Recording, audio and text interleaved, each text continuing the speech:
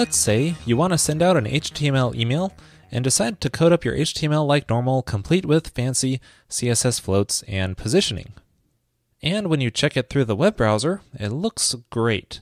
So you decide to send it off to your thousands of subscribers, only to find out that in many email clients, it looks terrible. Yeah, don't do this. Thankfully, there are many articles on HTML email best practices that are only a Google away. Take this one on NetTest Plus, for example.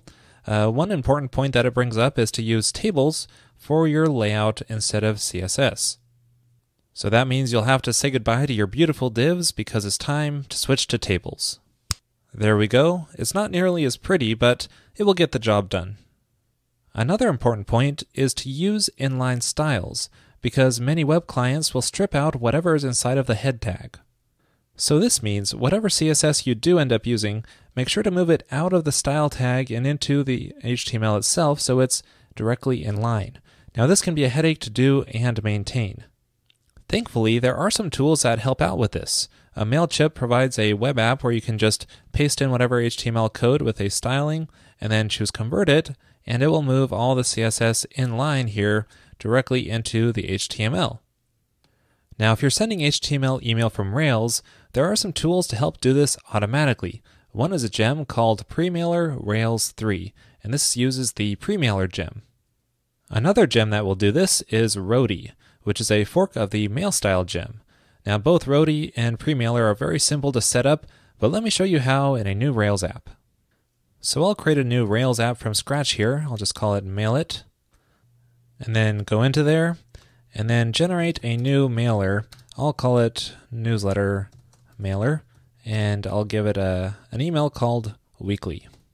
And you can see that generated the mailer files for us here. So here's what that newsletter mailer looks like with that weekly action.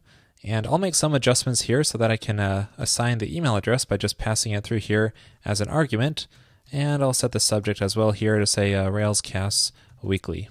Now there's already a text template available that's going to be rendered out, and it's always good to pass in a text version, a plain text version of your HTML email. So I'll just paste in a plain text version of the HTML email that I have.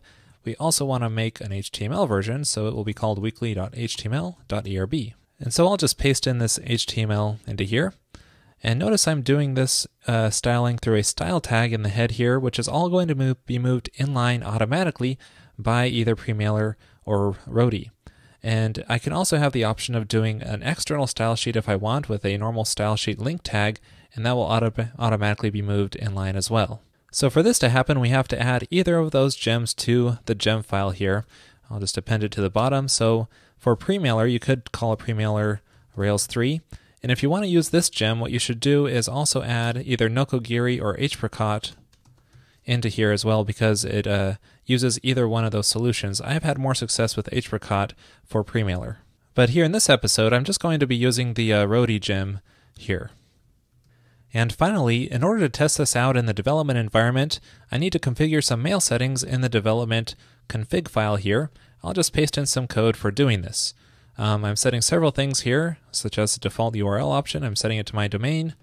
I'm telling it to raise delivery errors, so that way if we have some trouble delivering that we can see what the error is. And I'm setting SMTP delivery, and I'm using Gmail for the SMTP delivery here. Notice I'm using environment variables for the username and password, so I can do this behind the scenes, but you can just set those in directly here. Alright, now that our mailer is set up, let's try this out. I'll run the bundle command here to install the gems, and then start up the Rails console. Now when you do this, you might get this warning inside of the CSS parser gem. There's not much you can do about this. Hopefully it will be fixed soon, but it shouldn't cause any problems. So in here we can just call newslettermailer.weekly, and then pass it an email address. I'll use a railscast.example@gmail.com account, and just call deliver on this. And that way it will generate the email and deliver it. And you can see that email here, and it looks great. Now be sure to check out the documentation for these gems for more information, because I didn't cover everything here. For example, in the Roadie gem, you can pass in a CSS option into the mail method to specify which files it should inline into HTML. Pretty cool. Well, that wraps up this episode on sending HTML email and automatically inlining the CSS through Rails. Hope you found this useful. In the Pro episode this week, I will show you how to set up your Rails app to receive email using the Mailman gem. This way your users will be able to send email to your Rails app and interact through that. It's really easy to set up with a POP3 account, like I show here. To watch that episode and all other Pro and Revised episodes, just head on over to railscast.com/pro and then sign up there for just $9 per month.